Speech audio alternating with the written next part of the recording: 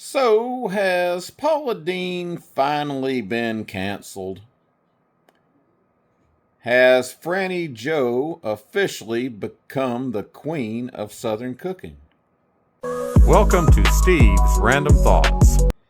All right, now before everybody gets upset, this is not a video about attacking Paula Deen.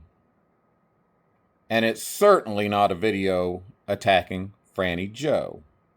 No. It's about how audiences change, personalities change, and how one generation of television eventually gives way to another. Now, there was a time when Paula Deen absolutely dominated the Food Network. Her personality was larger than life. She wasn't trying to be a gourmet chef. She was just your funny Southern aunt who believed butter solved nearly every problem. And millions of people loved her for it.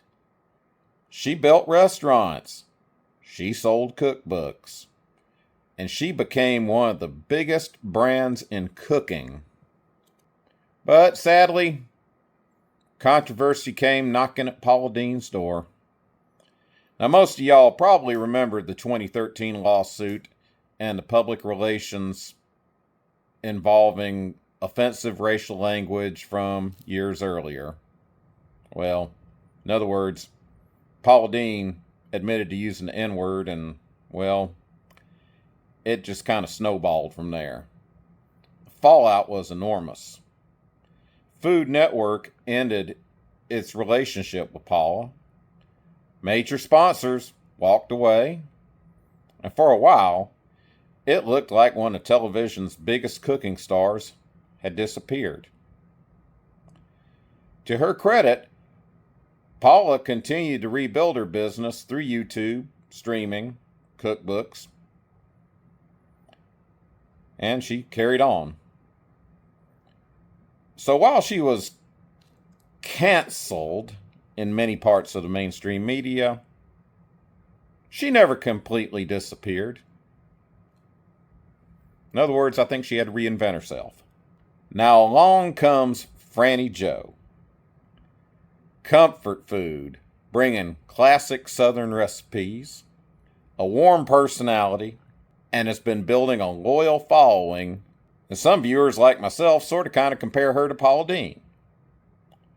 And some are even saying, at least I'm saying, Frannie Jo is the new queen of Southern cooking. But here's where I think people sometimes go too far.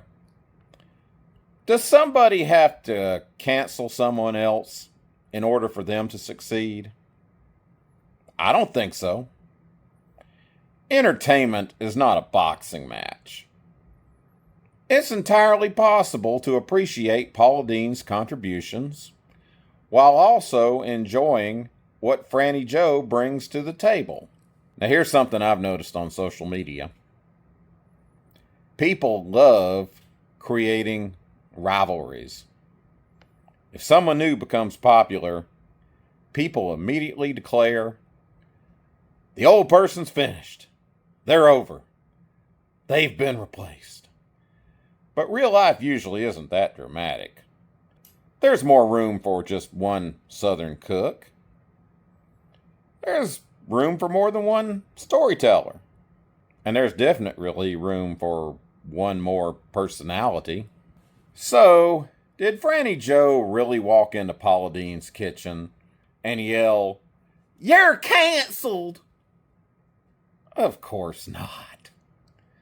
But it sure makes for a funny YouTube thumbnail. Now, my final thoughts. I think the bigger story's this. Audiences evolve. Television evolves. YouTube changed everything.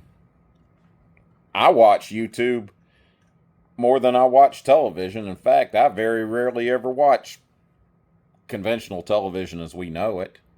You don't need a major TV network. You can build an audience one video at a time. And that's what we're seeing happen over these last several years. I'm not a super duper YouTuber. I put it out there whenever I feel like it. I may not become a YouTube star like, say, Frannie Jo has, or several other folks that I love to watch.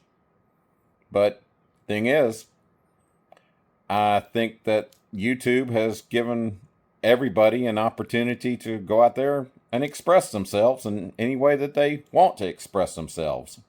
So I want to hear from y'all. Do you still enjoy Paula Deen? And are you a fan of Frannie Jo's? Have you seen Frannie Jo's? And I'll put a link down there somewhere to Frannie Jo's channel. Can both of them succeed? Well, my answer is a resounding yes. Yes, indeed. Yes, indeed. We don't all have to agree. But you know what? That's what makes these conversations fun.